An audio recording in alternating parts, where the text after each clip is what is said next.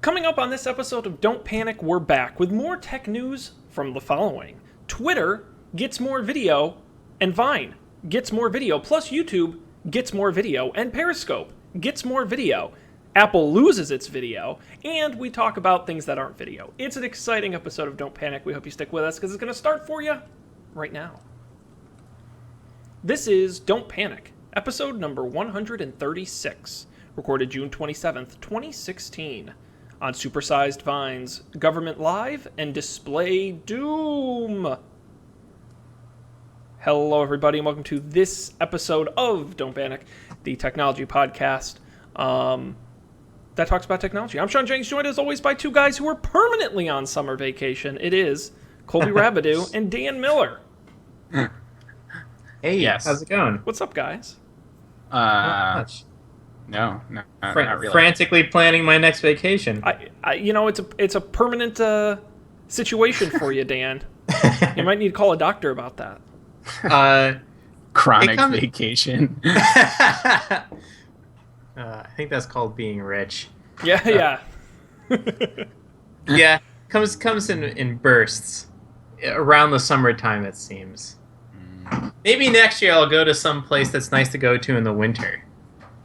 Are there places that are nice to go to in, I guess, Aruba, maybe? Well, I was in the Florida Keys. Yes. We haven't talked about that You yet. went scuba diving?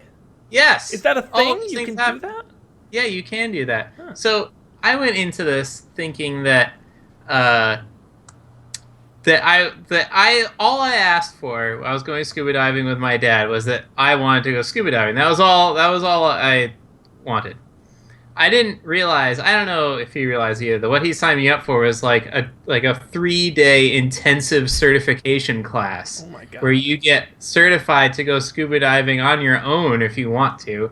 Although it's incredible, you need a boat to do that, basically. So we were in the pool for 2 hours, and we did some stuff in a pool, which was the worst part, by the way. Here's the worst part about scuba diving, at least getting the certification, is you have these goggles on, and you need to open them up to the water and flood them, and then blow the water out somehow by exhaling out of your nose. I have no idea how this works. So you understand. Yeah, so my uncle was a diver in the Navy, so when we were children, he taught us how to do this in the pool, so I can do that. Nice. I wish I was better at it. Yeah. I can get 80% of the water out after 2 tries, but that last 20% is never going away. So in the pool, and this hotel's pool was the most chlorinated water. At first it smelled like seawater. I was like, wow, is this a saltwater pool? No, it's just so highly chlorinated. So it was burning my eyes. And then the instructor had left a mat laying from the ground into the water to prevent the equipment from getting scratched when we hoisted it up. After those 2 hours, the dark brown mat was light matte beige. The part that was in the water. It was insane. So my eyes were on fire. And the seawater is no better. And every time we dived, and we dived 6 times, he made me flood and blow it out every time, the first half of the dive was great because I could see everything. And the second half of the dive, my eyes were just on fire and watering, and it was terrible. But I saw a stingray. Eagle ray. I don't know if that's the same thing. I saw a sea turtle from a distance and a lobster. That was about it. Oh, and we saw a sunken ship. That was cool. Nice. Oh, that's pretty cool. Yeah. Would recommend, but I learned you can go on discovery dives. You don't have to do any of this crazy stuff. You can just go diving once. But now you're a pro. But now I can... Are you certified? Yeah. Wow. You should just go in the Hudson Bay or something. I don't know if you'd see much. I did hear about... So, I heard about one of the other people on this dive. So I was in the Florida Keys. The reason we're talking about this is because the Florida Keys seems like a nice place to go for vacation in the wintertime. But so I was there in the off season where it's oh my gosh, it's 92 degrees. It's so unbearably hot. So this guy on the boat with us, I was the only one doing the class. Everyone else on this boat was just scuba diving for fun. Told us about a dive he went on in Hawaii where you go at night and what are the big bird-looking underwater creatures? Manta rays? Sure. I think so. Yeah. Yeah. So you go way out in the ocean at night. You dive down. You bring these like special lights with you, and it attracts the manta rays, and they just like go all over you. And they're bigger than you are, but they're not gonna hurt you. So they're just like sliding all around you. That sounded really cool.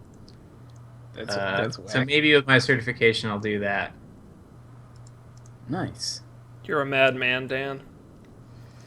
It was a good time. And then I got a crazy ear infection for the second half of the vacation, so I just sat in Key West and held my head. What a lucky guy. If that was your trip to the Florida Keys, I can't wait about hearing your trip hiking in Scotland. What shenanigans you'll get into. See, I told Colby this on our last outing together. Is something always goes wrong.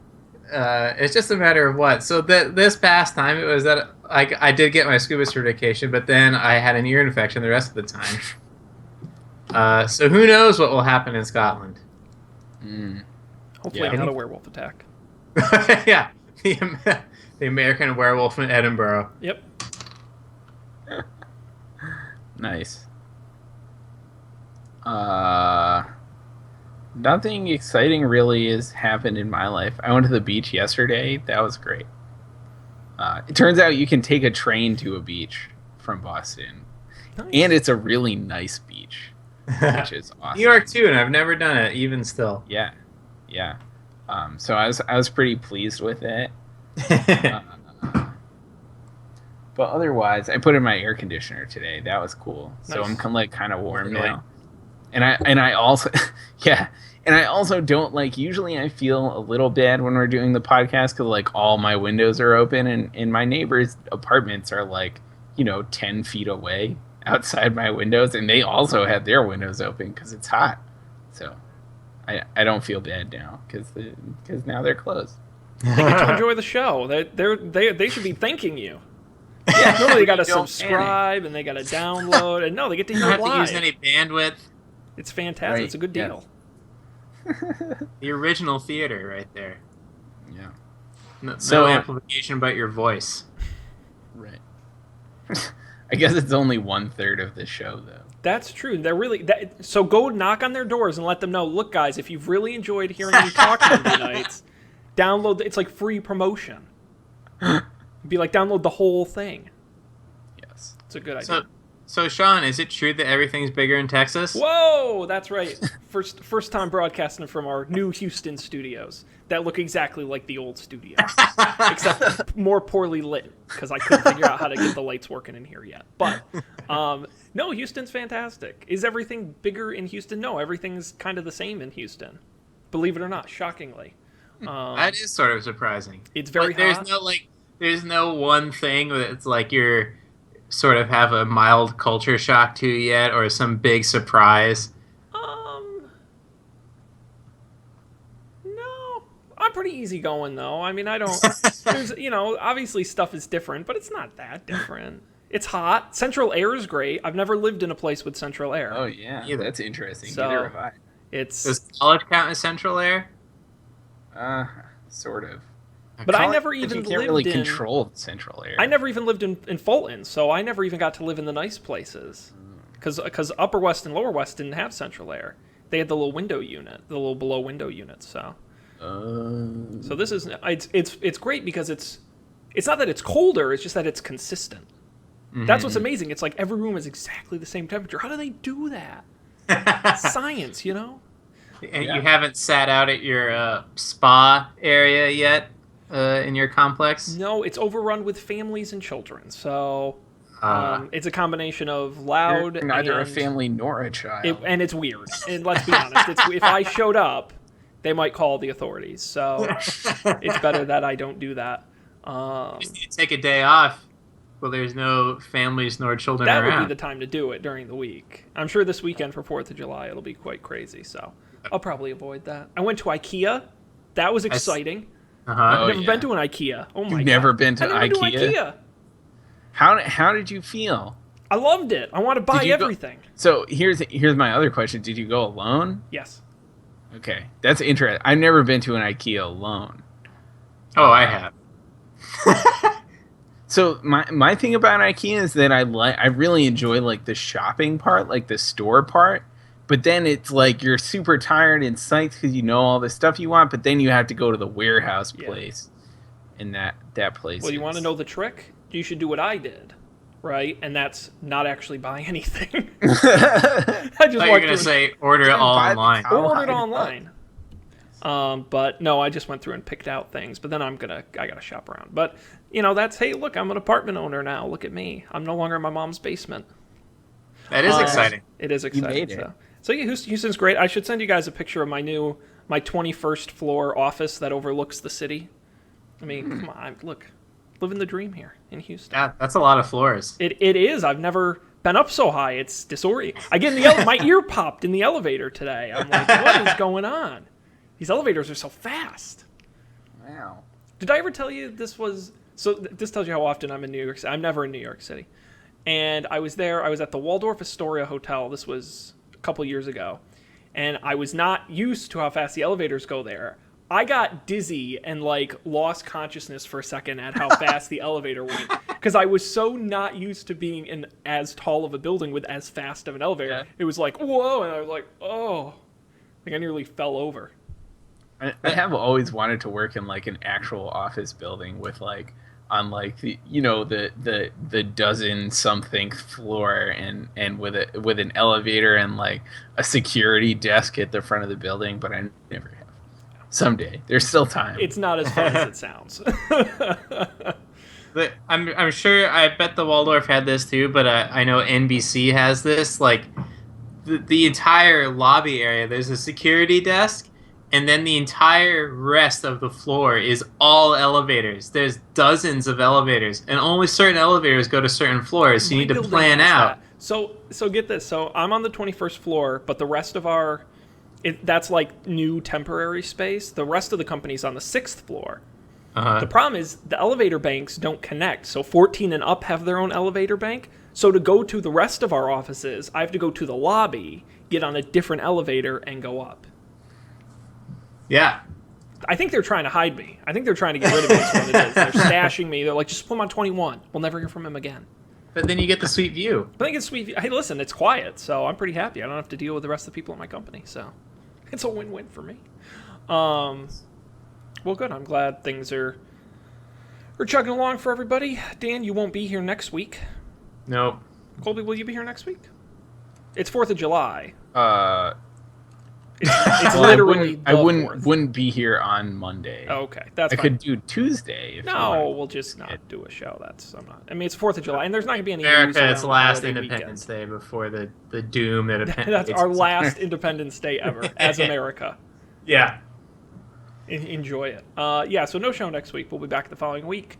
But I think it's time we moved on to the news, and we've got a few stories in the rundown. Not that much news. The problem is the first half of June is front-loaded with all the announcements and the events, and then it's going to be really slow as we get into the summer until we start doing the back-to-school type early Christmas announcements. But gotcha. There's some stuff here in the rundown, and let's see where you guys want to start.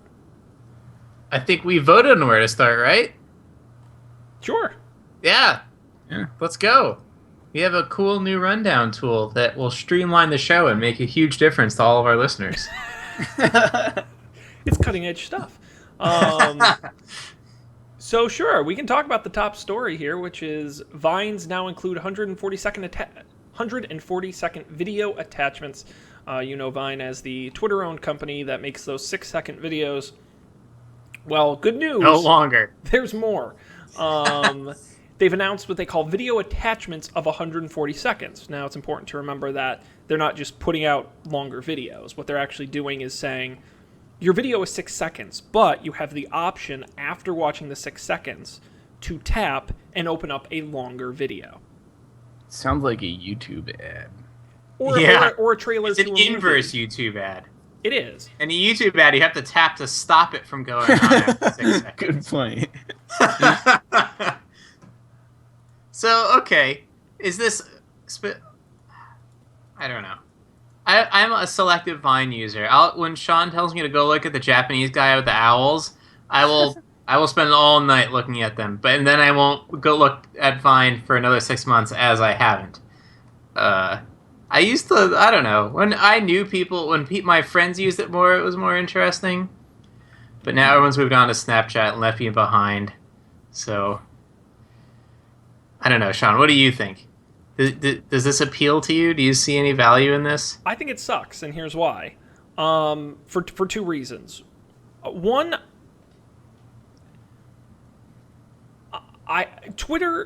Vine is a platform for 6-second video, and I think that was its strength.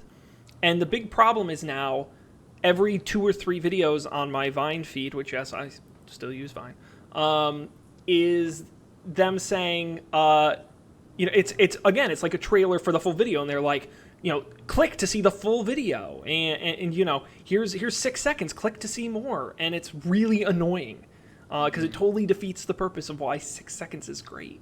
And it also just puts them on par with the rest of their service. This week as well, Twitter announced, and it's another story in our rundown, and we can talk about it as well, that Twitter is lifting limits on video uploads to 140 seconds as well. So you can do longer videos to Twitter. That makes sense to me. I thought, what was the limit before? 30 seconds. Oh, interesting. Yeah, I watch longer videos. In fact, I much prefer to watch the embedded Twitter videos on Twitter than okay, click on the thing, hopefully all of the magic works out so that it opens the YouTube app. Maybe it puts the banner on the top so I can click to open the YouTube app. Maybe it doesn't. Nothing's worse than getting kicked out to the YouTube app because it stops whatever podcast you have playing, and then you have to go back and start it again. It is. Whereas nice. Inline stuff like Facebook or Twitter videos will play and then go back to whatever you were doing. And work great in third-party apps like Tweetbot as well. Yeah. Agreed. And so I get that. I just don't know why Vine is. It's kind of. I don't know. I think it's fundamentally changing the platform, and I think it's kind of annoying. So, but who am I to say what Vine? Because clearly Vine is having problems. I think. I mean, I think it kind of peaked, and then people are still using it, but not it's not Snapchat numbers. So I think they have to do something. If they didn't do this, what would they do? Yeah, I don't know. Honestly, I think their discovery of new content sucks. I don't know if you've ever browsed their categories or searched and tried to find something. I would love. It's shocking to me they don't have a good recommendation engine built into this, because there is a certain type of video that I like, and there's no reason why they couldn't generate similar content. You'd think being a part of Twitter too, yeah, if they were their own tiny company, you don't have the expertise to build that, but does Twitter not have that kind of infrastructure that they can build on top of? I assume they do, at least to some extent, but maybe it's not I'm sure I'm glossing over how hard it is to apply that to other things. Just buy someone who can. It's right. That seems like a no-brainer for a social type service that you can't generate similar content. Right. Everyone else does it, so I don't know. I think that would be a good value add for Vine, personally. And so, I have a question for you. So, you don't use Vine to follow your friends necessarily, right? No, but I don't use Twitter to do that. So. Oh yeah, it's neither. It's same use case. It's just a way to be entertained. Right. Yeah. Gotcha. Which I think is there's a good reason to have a service like that, but the other thing too is it's very difficult to share out of Vine, which surprises me. They've recently added more options. It's still not great. If there's a good Vine and I want to share it on Twitter, they don't make it super easy, which is surprising to me as well. I don't know. But it's the same thing with Twitter, right? Where people say, you're adding all, Twitter Music and all these services you start up and then cancel, but yet we still can't edit tweets after we've sent them. It's like, why? It's weird to try and figure out why they focus on some things and not others. Right. Dan's got a look on his face. I remember the last time we talked about this, and the engineering side of me is horrified at the prospect of editing tweets after sending them. And I'm sure Twitter is as well. It would be so hard to do well. Like Slack, you can do it, but Slack, like, what's the distribution of your messages? Normally, probably less than 10 people, maybe a couple hundred, maybe 1,000, but not billions. Yep. People. You can do it on Facebook. Ooh, oh! Yeah, Facebook is also only amongst your network usually. True. I mean, I think I don't know if like Pages can do it. Yes. I assume they can though, but yeah.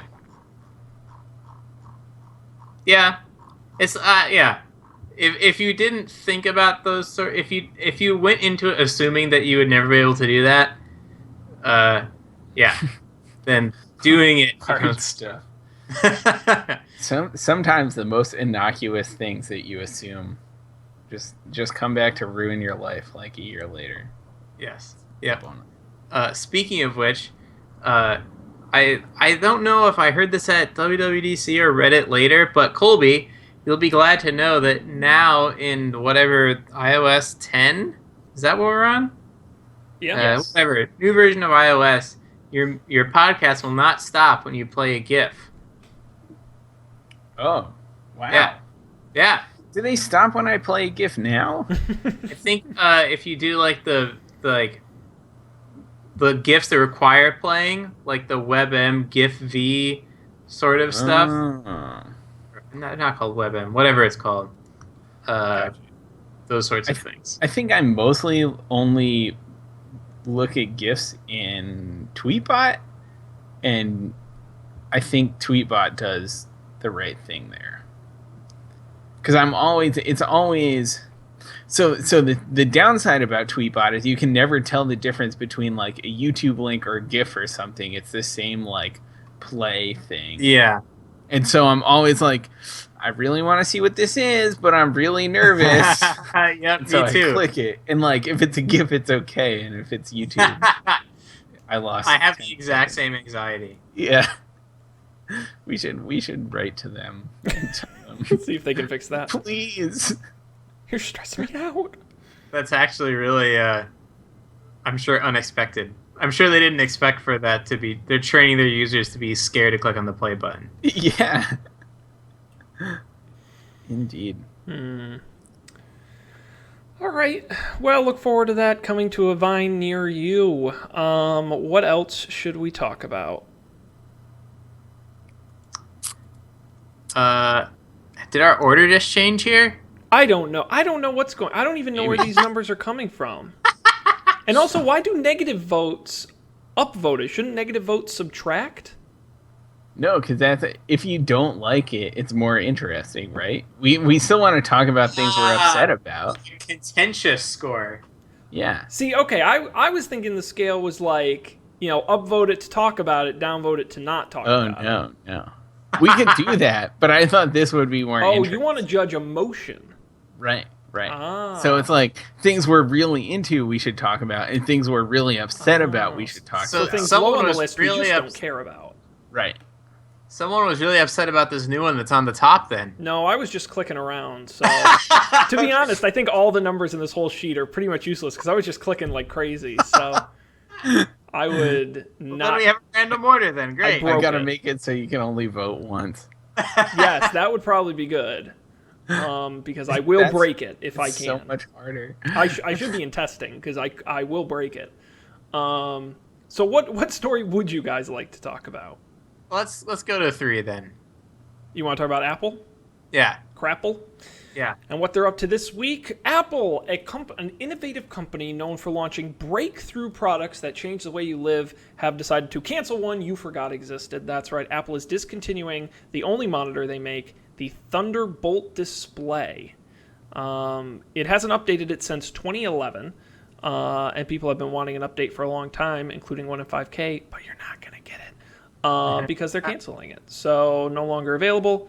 It's still available apparently in the Apple Store, Let's see. Yeah, they're still available. The 27-inch Thunderbolt display for $1,000 if you want to get it while it's still there. But if anyone really wants one, I'll gladly sell them mine for $1,000. This is turning into a Christie's auction here. You're disenchanted now, Colby? Oh no, I think it's fine. It's fine for my home use. It does exactly what I need it to do. I like that the plugs all work through each other, if that makes sense. Yep. You plug. It has ports on the back of the monitor. You plug one cable into your laptop, and bing, bang, boom. Yeah. Everything is. And so I use it with my laptop and my Mac Mini. So I have two different Thunderbolt cables, and I'll unplug the Mac Mini one and plug in the Mac one. I wish I could just plug in the Mac one. It would override the Mac Mini one, but I understand that that's probably crazy. It's good that you're so understanding. Yeah. I'm also using one of these, and the single plug thing is super useful. Here's my wish list for the next one. And now, Sean, were you saying that you don't think Apple's ever going to make a monitor again? No, I didn't give an opinion on that. Oh, okay. You said you mentioned the rumor that there's going to be a new one, but then you're like, but now you're not going to get one. I thought, or I just made that. Well, up. oh yeah, no. It's just that there's been a rumor that they could release one, but at this point, they're discontinuing the one that already exists without announcing a new one. That's not really encouraging. So here's my wish list. 5K, obviously, you can't do it without that. One plug for everything, including power. And now, if that's too easy, wireless charging. This would be the only Apple wireless charger. You want to do wireless charging, you need to get this monitor, and it only works with the new Mac Pros or MacBook Pros or whatever. You just plop it down next to the base, and poop, off you go. It's connected, and it's charging. That would be really cool. You ready for this? Yeah. Touch. 3D touch. Why not? Let's just go nuts. And the IT budget goes through the roof as people push their monitors off the tables. Well, what was it? Touch isn't working. God, what do you mean hilarious. This app doesn't support 3D touch? I can only touch it in 2 dimensions. God, that would be crazy. Dell today announced an 80-inch giant touchscreen for your workplace. So, the same thing. I really think we're gonna skip right from there's not gonna. We'll just go right to VR because 80 inches is stupid. Impractical. Yes. Well, it's impractical. You could get a 120-inch monitor in VR. Who cares at that point? You're looking for economics of space. Speaking of 3D touch, though, Colby, I think you're the person who told me about holding down your keyboard on the iPhone 6s to move the cursor around. That's changed my life, and everyone else who is an iPhone 6s owner I know, none of them knew about this, and it is the best. It's the best 3D touch feature that there is. Yeah, I think it's great. I'm super jealous of it. I can't wait for the next iPhone so I can get. Well, iOS 10 is so 3D touch focused. Yeah, I saw that. Hopefully, I'm sold on the potential now. I wasn't really before. So I hope more things use it. What are the big features using it in iOS 10? I forget. A lot of the notification center and a lot of the lock screen stuff. Yeah. For widgets and opening stuff. And as far as I could tell, there wasn't a single product they announced that didn't in some way use 3D touch. It was everywhere, which is good. Because you want to get people, as you said, people don't know about certain features. You want to get them in the habit of at least trying to use it, or having the expectation it will be there. Did they do this for iOS where they had the tutorial when you upgrade, or was that Mac? It was something. They definitely did it for Mac when they were reverse scrolling. You remember that when everyone thought the world was going to end when they were reverse scrolling. Well, and I know they put the Tips app in with iOS 7, which was the one that had the big Tips app. Well, I know. Well, hey, it's a. No, but I think right where they do sign into iCloud. Oh, they should do a walkthrough. Enable your backup. Like, here, type in your name. But wait, hold down on the keyboard. Woo, crazy. Okay, you're done. But I would bet, and this is an Apple way of thinking, that they see if they have to explain to people how to use the OS, then they have failed in its design. That seems like an Apple thing to do. Be like, we don't need to explain it to them. If we need to explain it to them, then we should fix it. Yeah. But maybe I'm overthinking it. Dan, not that I want to backtrack, because Dan, you weren't here last time on our WWDC episode. Did you see any of the new watch stuff? Yes, but it's escaped my mind. Except that, the only thing that hasn't escaped my mind is, and I took my watch off just earlier, tapping my watch on my laptop. Do you even have to tap it? No, just walk up to it. Yeah, to unlock your laptop. That's all I want. And then if third parties can integrate with that, maybe the next version of iOS, I can sit down and just I can use my watch to authenticate with our VPN. Instead, it unlocks the laptop and auto authenticates me to the VPN. Logs into your 1Password and yes, and you're just auto logged into everything on the planet. Yes, that sounds like you're just setting yourself up for failure at that point. Well, no, it's Touch ID on the laptop is what it is, without having to install a fingerprint sensor. Or if they want to do it like they did with Apple Pay and Safari, do they have to? They have you Touch ID on your phone. With Apple Pay for Safari, right? Yeah. If they just had an API for that, and anything on your map could ask you to put your finger on your iPhone, cool. That's great too. As much as you can automate my life away with the watch, though, makes me more likely to continue to use it. Yeah. Oh yeah, just that unlocking the laptop. Huh. I remember years ago, a friend showed me an app he built that did that with Bluetooth, where his phone had Bluetooth on. It would look for the computer, connect, and then unlock it, which was extremely insecure because Bluetooth's only authentication is a 4-digit PIN code. Mm-hmm. But it was a super compelling demo. I was like, wow, that's so cool. You don't have to type your passwords in anymore. Oh. So, yeah, I'm all on board with that. The other stuff, they got rid of the thing on the bottom, glances. Yeah. I'm not sure how that's going to work out. We'll see. The fact that apps open instantly, I use the Dark Sky app occasionally. Mm-hmm. And I'm pretty sure that's it. Everything else is smart notifications or controlling music. So we'll see. I was pretty pumped about all the watch changes.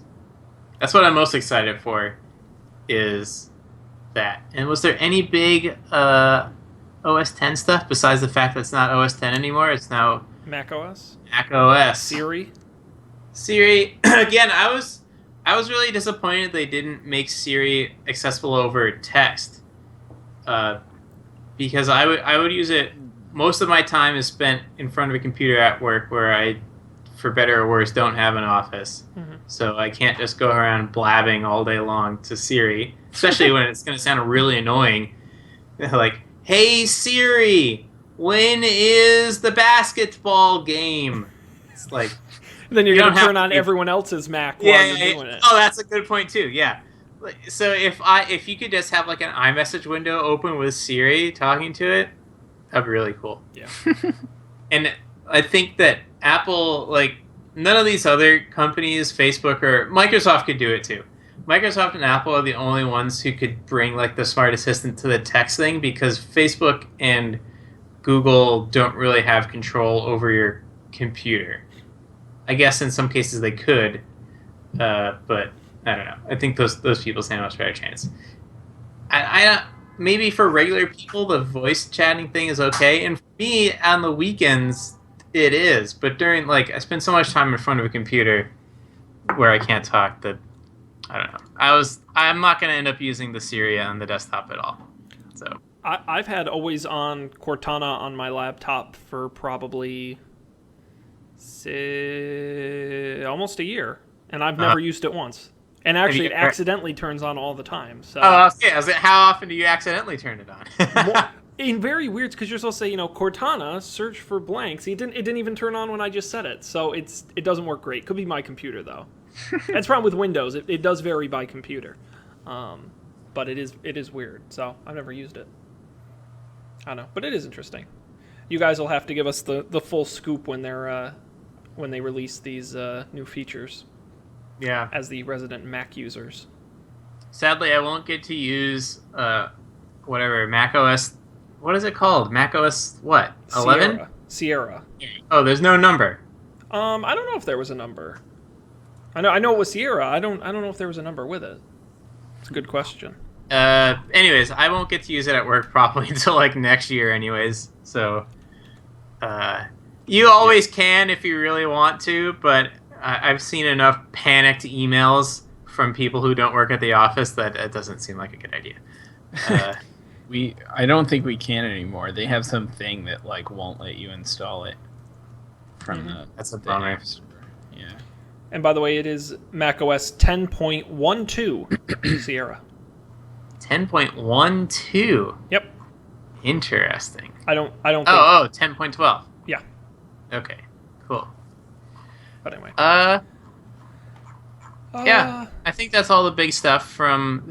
I didn't get a chance to listen to that episode I missed. Did you guys talk about Apple's also diving into the messages? Colby's already nodding his head.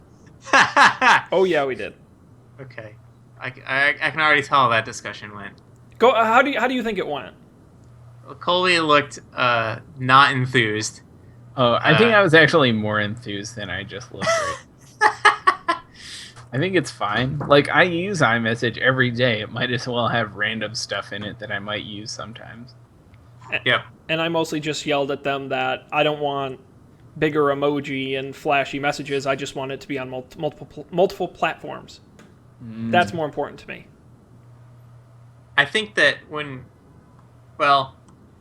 BlackBerry only put their messaging platform app on multiple platforms when they were basically dead. Going out of business. Yeah. Yes, fair enough. No, they don't have to by any stretch. I want them to. But you're absolutely right. They certainly don't have to. One other question. I'm curious. What did you guys think about the optimized file storage feature? Did you talk about that? I don't even think we got to that. I don't think so. So that's the thing where they'll like upload stuff to iCloud for you in the background to reduce space on your disk, like sort of elastically expanding how much hard drive space you have for you. Which to me sounds like absolute grade A bullshit. And because we all know how A+ reliable Apple is with cloud services, I'm going to trust them to just automatically take things off my hard drive and then delete them to save me space. Awesome, Apple. Let's sign right up for that one. It is. I mean, I like the idea of it. Like, I don't have hard drive space problems, but I know people who have them. And like, I don't know, just like cleaning your computer is not a thing that a lot of people do. Sure. So if your computer could just like not break down, and it's like when you run out of hard drive space, it's a legitimate problem. It's a problem before you even run out, because your computer does use like, some of your hard drive space to do stuff. Mm-hmm. And when it's not there, it does things much more slowly. Well, and the cleaning is fantastic. I think that's great. I think OSs should do that automatically. I've picked CCleaner for Windows on this show before that does just that. What weirds me out is the automatic cloud stuff, because even Dropbox doesn't work great when I've used it. I mean, I don't... Well, right. I didn't mean cleaning. I just meant, like, that you'd have physical, like, disk space to do stuff. Yeah, I should have been clear. That uploading isn't the only thing they do. They also do, like, the clearing the cache is sort of what the CCleaner would do. That's great. Like, one of those things where you look back and I was like, why hasn't Windows done this? Yeah. It seems... They need it. You are not right. Yeah. But when I worked at the college IT department, full disks was like 20% of our support volume. And then in the middle of class, these professors would run out of hard drive space while they're doing a PowerPoint presentation. Like the computer would be like, nope, you cannot open this PowerPoint. There is not enough disk space to even open it. Even at work, The number one problem that engineers have is that their VM, the computer they do all their work on, the disk fills up. And Linux is even worse about this than anything else. It doesn't tell you at all. And there is no indication anywhere that this is happening until you are literally prevented from doing anything because the disk is full. For a while at Facebook, I was on like a shared VM with a bunch of other people. Well, it wasn't a VM. It was just a shared server. And so the disk would fill up sometimes, and like things would just stop working in Vim. Like you couldn't write a file. You would try and save a file, and it would just error out like cryptically. And when that happened, you would know that like you had to talk to IT and like figure out who was the one person on that box who had like 400 gigabytes of data for whatever they were doing, and get them to delete some. Yep. Yeah, so I was pretty excited by that. Plus, then there's the super nerdy new Apple file system. Ooh. Very exciting. So fancy, I don't understand it. It's good. It's how you know it's fancy. All right. Well, we got time for one more story before we get to picks. Man, good thing I don't have any picks. We'll buy you a little more time. I was so excited by this rundown tool, I forgot that we even have that Google spreadsheet. Well, you can pick the rundown tool if you want. No, we can still talk about YouTube stuff. We can talk about Periscope in the house. We can talk about some Slack stuff, some iPhone rumors. I'll be down for talking about Periscope or Slack stuff. I like both of those too. What do you think, Sean? I don't understand the Slack stuff as much, so we can talk about the Periscope stuff, because I understand that. Oh, okay. Okay. Sure. So if you lived in the United States this week and were near social media, you probably heard about the sit-in in the U.S. House of Representatives, where the Democrats decided to sit in to protest gun legislation. Now, of course, we're not a political show. The tech twist on this is that, and you may not know this is a fun fact, the cameras that are in the House are owned by the House, and the House Majority Leader chooses what is and is not broadcast. CSpan does not have access to those cameras unless they're given access. And in this case, the Majority Leader, who is Paul Ryan, decided not to allow CSpan to broadcast the sit-in by the Democrats in the U.S. House. So they broadcast the whole thing on social media, namely Facebook Live and Periscope. Interestingly enough, it is against the law to take photos or video on the floor of the House. Believe it or not, I don't know the specific writing of the law off the top of my head, but it's basically you're not supposed to do that. That's against policy, but they did it anyway, and C-SPAN actually rebroadcast some of the Periscope and Facebook live streams for the duration of the sit-in. So first comment on this is that I'm super glad that they broadcast that the people periscoping did it upright and not sideways. But two, what like this is the thing that blew my mind the most about this story is that they can just turn off the cameras, and they can turn off the cameras, and B, that like one of the parties controls who, like, when the cameras are on. That's totally insane. That's ridiculous. What surprised me the most is that even still, politicians don't know the Streisand effect, where the very act of censoring something means that everyone will know about it. Right. Like, what's the? Can you explain the Streisand effect? So the Streisand effect is, say, I forget exactly the circumstances around Barbara Streisand, is that her name? I don't know. Some celebrity, musician person, some scandal happened, but it wasn't a big deal, but she tried to cover it up, and then the act of her covering up was a bigger deal than the scandal itself, so then everyone knew about the scandal. So like, not everyone, way fewer people would have heard about this sit-in on the House floor had it not been the case that they shut the C-SPAN cameras off. Right. It's not like anyone watches C-SPAN. Correct. And another fun fact, do you know that C-SPAN doesn't produce Nielsen rating numbers because they don't show ads? So there is no way to know exactly how many people actually watched it on C-SPAN. Interesting. Just learning all kinds of new things. I think this is really exciting because this reminds me a lot of, remember, use that memory of yours, flashback moment. Play their remember music. Remember. Do you have like a wavy video effect you can put on? The Arab Spring and Twitter. And remember when this... I know, I sound so cheesy, and I get that. Stay with me here. But remember when social media was just a fun way to connect with your friends until you had that moment, and maybe that was it, or maybe it was something else where you're like, wow, like this can actually mean something to somebody. Or a story you would have never heard of. You heard of because these platforms existed. And I think this was the moment for live video in your pocket, or one of the moments. Maybe not the moment, one of the moments. And I think there'll be more. But it's moments like this that takes a platform like Periscope or, live video on your phone, takes it from shooting some goofy thing with your friend to actually broadcasting news and being a medium that stops being fun and starts being essential. And that's what's really cool about this to me. Yeah, I agree. Well said. And why it hasn't happened sooner is kind of surprising. Mm-hmm. I feel like this isn't necessarily new technology, maybe just packaged in a new way. But it really is kind of the next frontier. Periscope is big, but seeing even Facebook Live just blowing up the way it has is kind of, I would say, surprising to me. And I feel like I shouldn't be surprised, but I am surprised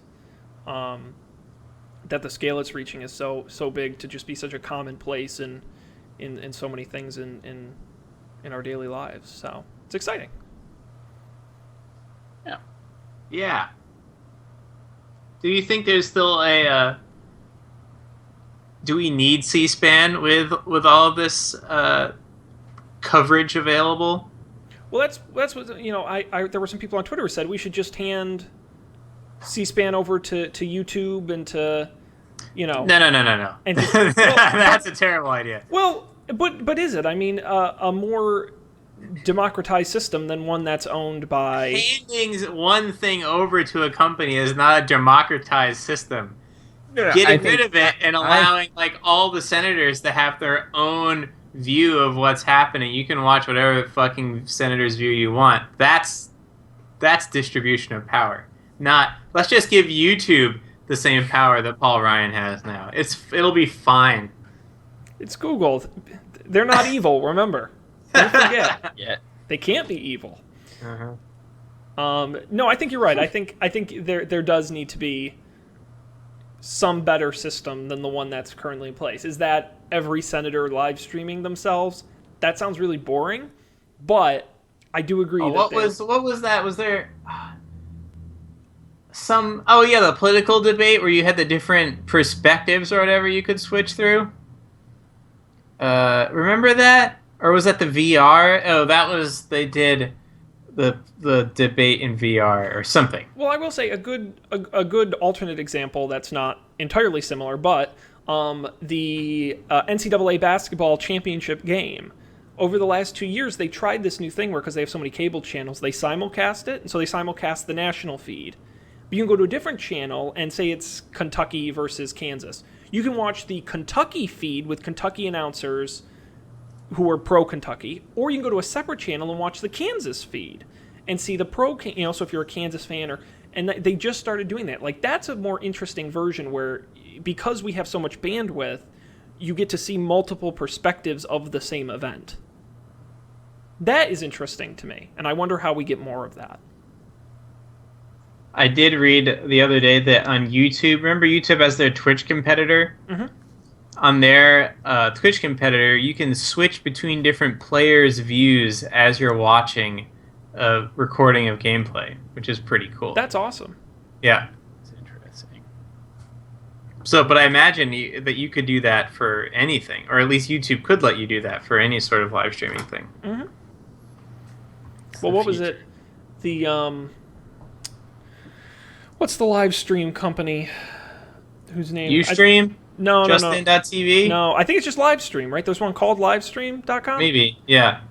They came out with their little 4K camera system that it's just one camera, but it's designed to shoot an entire event. You just put it really high up and far away, and because it's 4K, you can zoom and crop it, and they say it can cover multiple angles using a single camera because the resolution is so high that you just shoot the whole thing once, and then you can take all these different pieces of it because you can zoom in real tight.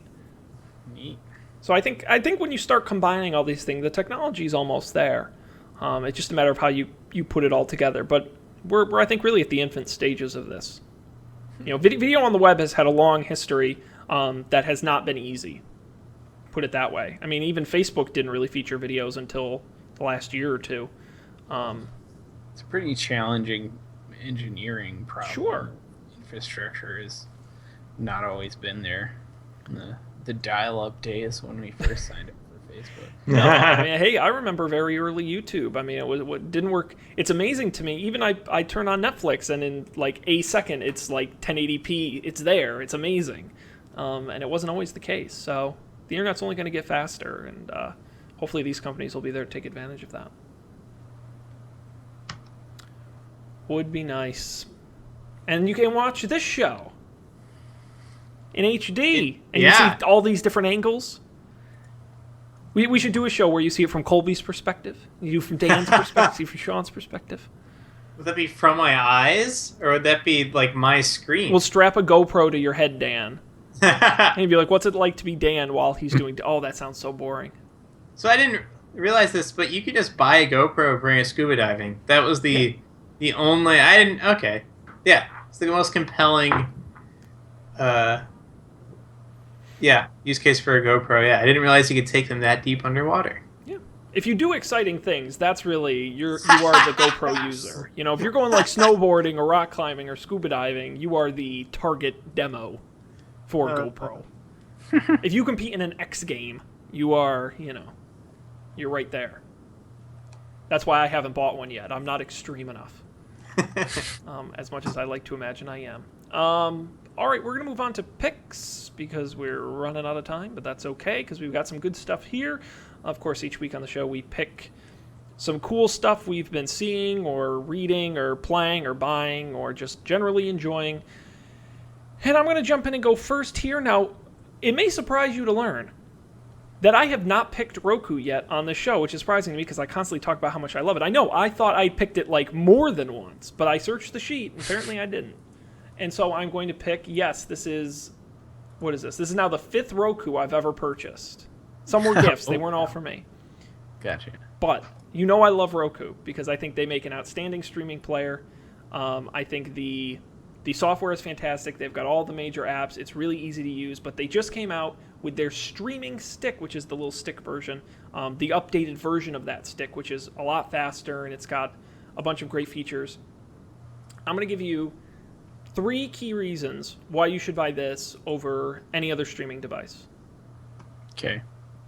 1, it comes with a remote, which is something not all devices can say, and a good remote, which I think is important. I had a Chromecast, and I thought it was an enormous pain in the ass because it didn't have a remote. 2, Hotel and Dorm Connect. It's a new feature, and I used this when I was in a hotel earlier this week. You know when you go to a hotel and they have like those sign-in credential things to connect to their Wi-Fi? And so devices without screens you can't connect them? Mm-hmm. Yep. Well, Roku's got this feature. I have no idea how they do it. But it uses your phone and mirrors the hotel Wi-Fi. And anyway, you can use it really easily to connect to the hotel Wi-Fi or to dorm Wi-Fi or to any Wi-Fi that, as long as your smartphone can connect to it, it mirrors it over to your Roku, and I don't know how they do it. It worked awesome. Like, I'm going to bring this with me when I travel everywhere. Because it's the stick. It's small. It's perfect. So I love that. The last thing is the price. Currently $50. I got it on sale for $40, and I know they kind of yo-yo the price a little bit, so if you pay attention, you might get it for $40. I think it's a no-brainer. So the Roku streaming stick, check it out. The link to that will be on our website, like all of the picks are. But if you're in the market for a streaming device, this one's so far my favorite because just Roku's great and the price and the features are really good on this. Awesome. So check that out, and you can watch Don't Panic on it, and it looks pretty good. So, who wants to go next? I'll do it. All right, what do you got for us? Mine's a podcast in a shocking turn of events. I stumbled out. I don't remember how I saw a link to this podcast or an episode of this podcast online. And so it's called On Being, and it's like very like intelligent discussions of like, I don't know, stuff about life, but it's usually a discussion. It's not like a This American Life where it's a like produced storytelling. It's like the host and like one or more guests like talking about a topic, and it's like very good. The sound, I don't know, the production of the discussions are fantastic, I've found, and the discussions are also like very deep and intelligent, and I found it really enjoyable. So if that sounds like a podcast you'd like to listen to, I'd recommend it. It's pretty good. It sounds like a bummer. Is it a bummer? I mean, they talk about serious things sometimes. I've only listened to like 2 or 3 episodes. And he's only listening while he's doing work anyways, so. Yeah, I haven't been podcasting as much during work. Okay. Well, it depends. I do it when I work from home. I don't do it as much at work. I don't know why. Interesting. Yeah. Curious. Right. They should do a On Being with you about that topic. I'd listen They to should. that. They I'm not sure I'm qualified to be on the podcast, frankly. Well, if you have interest in the state of being human, check out onbeing.org is the website. You can subscribe and check that out. Another fantastic podcast recommendation from the podcast master himself, Colby. Dan, you how many times have you picked this? This is the 3rd time. It's so good. It's so good. It's technically it's a new thing you could spend money on, if that helps you at all. No. So last month, the Witcher 3 came out with its last expansion. It's the biggest one yet. It's in this like, it takes place. So the main Witcher game is very Game of Thrones-esque, very dark, very gritty, very realistic, kind of a downer. This last expansion takes place in this sort of fanciful, full of themselves French fairy tale land where everyone drinks wine and no one's happy or no one's sad, except, there's crazy dark stuff happening underneath the surface of this society. So you get to wander around and meet all these crazy people. You go on like a crazy acid trip into Wonderland at one point where you have to like do actual fairy tale stuff, like help the 3 pigs, defeat the big bad wolf. It was so much fun, and I was sick for this weekend, so I finally finished it. It was totally worth it, and now I'm really sad that they have said and stuck to the fact this will be the last Witcher game ever. Oh, no. Yeah, I know. The sad part is I never played the first 2, but I'm not super incentivized to play them. Maybe I will, though. I don't know. It's tough to go back. I found it's tough to go to have played the most recent in a series and go back and play the older ones, because it's like the controls are like janky and like things were different back then, even if it wasn't that long ago. Plus, you already know the outcomes of the major storylines. Yeah. It's like if you start watching True Detective from the last episode. Right. Yeah, that's exactly. But it is. But I would still highly recommend The Witcher 3, even if you haven't played the first 2. Some crazy stuff. I'll be thinking about this game for a long time. Damn, I may have to play it. I would love. Eventually, I'll play a video this game. I would love it. Video games are so boring. This one, it has these crazy moral dilemmas, just crazy stuff. Oh, I do love a good moral dilemma. A quandary? Oh, man. Yeah. How am I going to make a fair and I'm ethical trying to think of a non-spoilery one. Okay, here's a non-spoilery one. at one point in the game, you can meet up with this other guy who is also a monster slayer like you are. And he killed an entire village, except this one girl who you found. And you confront him about it, and he says that he's broke, and he slayed this monster for them, and because they were going to pay him to do it. But then they said they weren't going to pay him, and then someone came up to him in the back and stabbed him with a knife. So then he killed all of them, except the girl, because he couldn't bear to do it. Do you kill that guy, or do you let him go? It's like, well, okay, he killed the whole village, but on the other hand, those people are definitely going to kill him. And he did leave that girl alive. And these things have consequences. I'll stick with Rocket League. That there are no ethical quandaries in that game, so... Also, in this most recent expansion, I was told to go to a party and to dress up. The only piece of fancy clothing I had was from the previous expansion, where I also had to do something like this, so I just put it on. And they had scripted dialogue by an actual actress commenting on where I got this specific piece of clothing, where it was from, and how I would look out of place if I was to wear it here, because it's not around here. Unfortunately, I didn't have anything else. I was like, I'm going to stick with it. But I was like, oh my gosh, like, so much detail. Crazy. Maybe. I have a lot of free time, so... Yeah, maybe. I'll need something to do July 4th weekend. Yeah, well, if you do play, make sure you record it then. Because I want to be there. The second area... So, like, there's the tutorial area, and the second area, you meet this guy called a Red Baron. Mm-hmm. He's a big, fat red guy. His storyline is probably the best of all the storylines in all the games, and possibly all the expansions. And it's right in the beginning. All right. It is a heartbreaking storyline. I promise, Dan, if I play The Witcher 3, okay, I will broadcast it. Now, that's a big if, but I will share it with you in the world. I'm excited. I'm just going to assume you're going to do it. All right. Sure, why not? All right. That is that. We are done. Put a bow on it, wrap it, seal it, deliver it, put it in the post office box, because we're done. With this show, Don't Panic, of course, you should go to our website, don'tpanic.io. If you go there, you get all our past episodes, audio, video, and more, including pics from every week we do this show. You can get it on that website. You can also get links on where to subscribe on such great platforms as Stitcher, iTunes, YouTube, Google Play Music, most major podcast apps via RSS, and of course the ability to follow us on Twitter at Don't Panic Show, and on Facebook, facebook.com/Don't Panic Show, and lastly, you can reach out to us, don'tpanicshow@gmail.com. Lastly, we do the show live 10 p.m. Eastern, 9 p.m. Central, on our Twitch page, twitch.tv/Don't Panic Show, Monday nights. Come and join us live. Join us in the chat room. We'll read it live on air, and if it's worth sharing, we'll share it.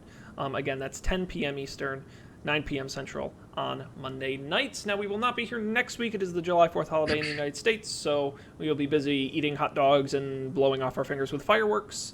So we will not be here, but we will be back Danless the following week to talk more about technology. Yeah. Dan, good luck in Scotland. Thanks. I might need it. Colby, good luck in Boston. Thank you. I'll stay safe, hopefully. Please do. Please do. It's dangerous out there. It's a dangerous time in the Beantown. Yeah. Does anyone know if England is officially burned to the ground after they lost in the Euro Cup to Iceland? I saw that. Iceland. I can't wait to I got a Europe call tomorrow. I can't wait to trash those. Although they're happy Belgium won, so. Right. But no, that was great. Yeah. It's not been a good week for those guys. It's the opposite of icing on the cake. It's